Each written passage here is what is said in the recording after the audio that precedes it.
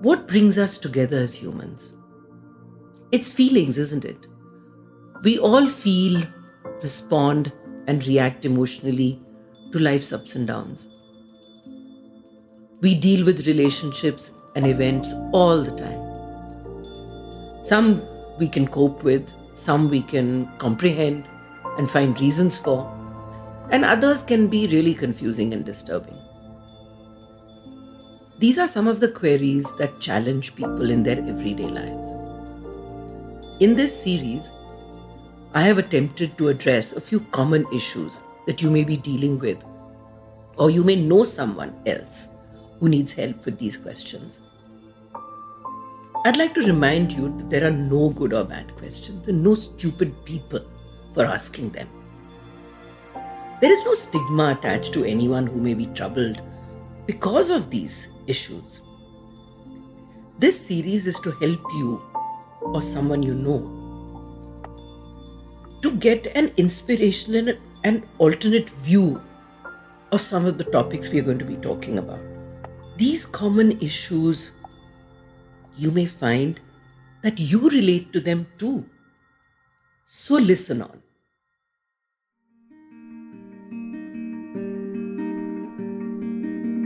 Join spiritual psychologist and India's #1 biofeedback practitioner, Ritu Malhotra, as she guides you through the paths of self-discovery and personal transformation so that you can live in alignment with your values and purpose.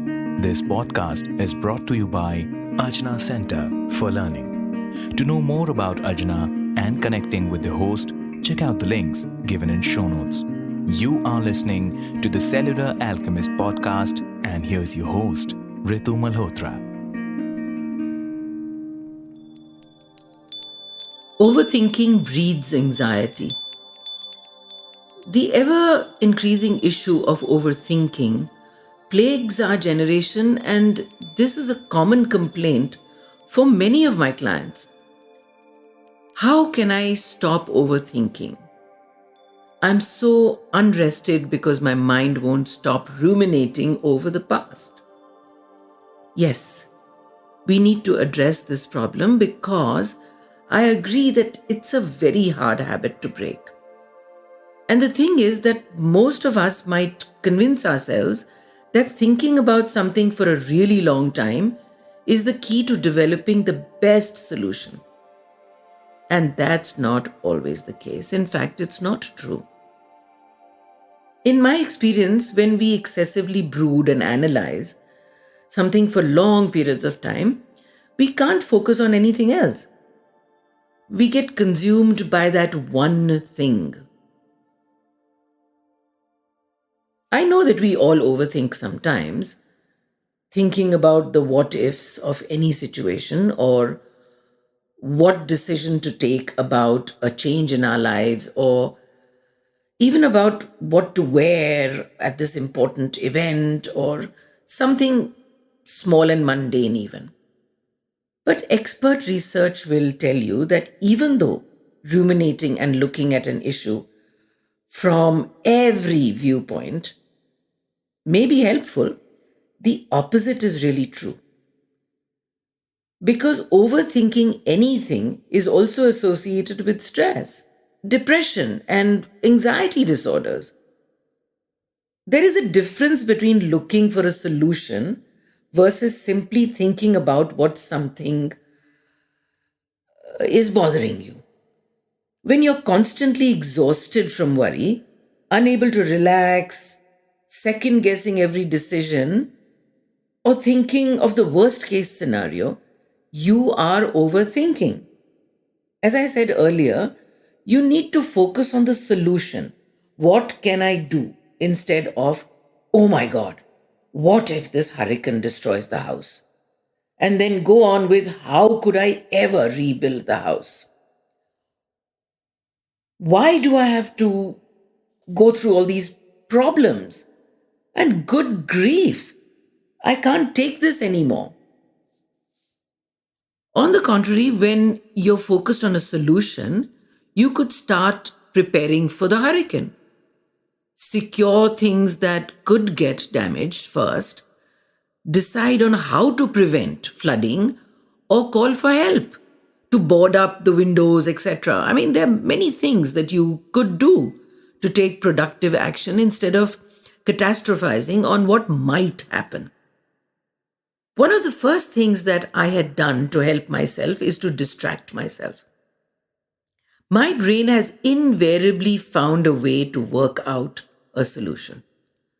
Like when I'm working at decluttering my desk or my clothes closet, or I find that sleeping on it, which is really allowing the mind to relax, gives my mind a break and I can focus on something more productive.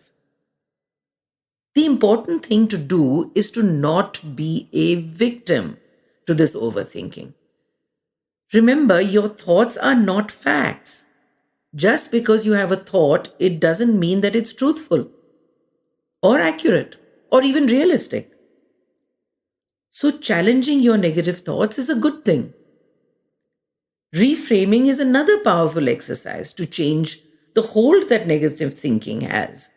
By reframing, you literally can frame the same scenario differently.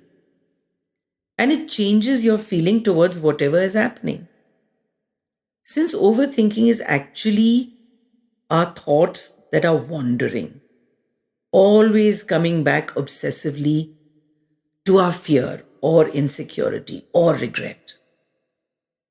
Meditation is a good tool to focus your mind, to clear your mind by focusing on your breath to start with. Whenever your attention wanders, just bring it back to your breath.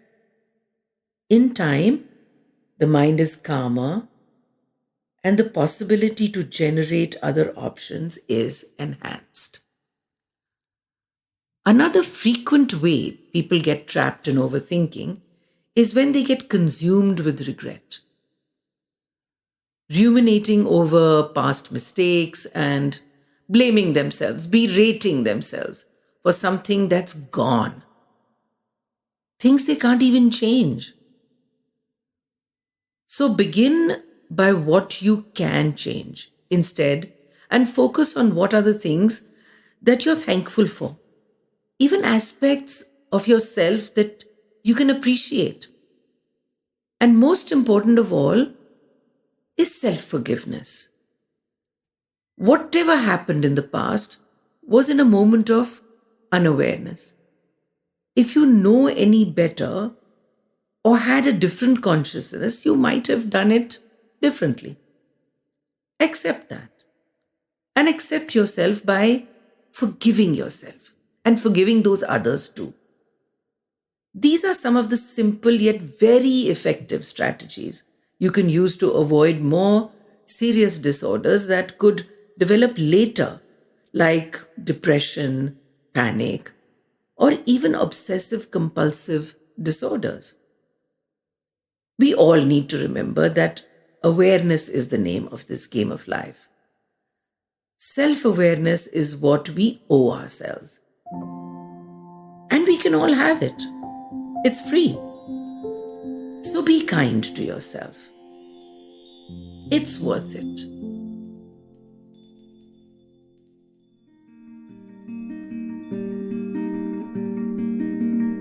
That was this week's episode for the Cellular Alchemist podcast with spiritual psychologist Ritu Malhotra.